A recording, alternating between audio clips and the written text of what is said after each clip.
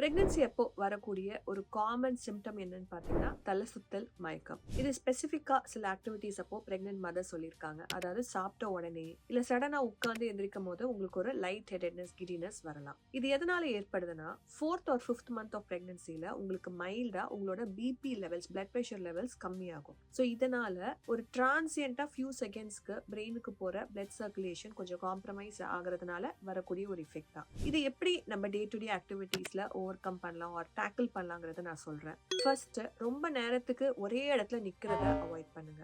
நீங்க படுத்துட்டு எந்திரிக்க போறீங்கன்னா ஒரு ஃபியூ செகண்ட்ஸ் உட்கார்ந்துட்டு அதுக்கப்புறமா எந்திரிங்க. ஏன்னா படுத்துட்டு உடனே எந்திரிச்சிங்கன்னா கூட சடனா உங்களுக்கு ஒரு கிடினஸ் வரும். நீங்க உட்கார்ந்துட்டு பாத் எடுக்கிறீங்க அப்படின்னாலும் ஸ்லோவா எந்திரிக்கணும். சடனா எந்திரிச்சிங்கன்னா அப்போ கூட உங்களுக்கு ஒரு தலை சுத்தல் தெரியலாம். ரொம்ப ஹாட் வாட்டர்ல பாத் எடுக்கிறத அவாய்ட் பண்ணுங்க. அண்ட் கண்டிப்பா பிளாட்டா பிரெக்னன்சில படுக்கிறத அவாய்ட் பண்ணுங்க. தேங்க்யூ.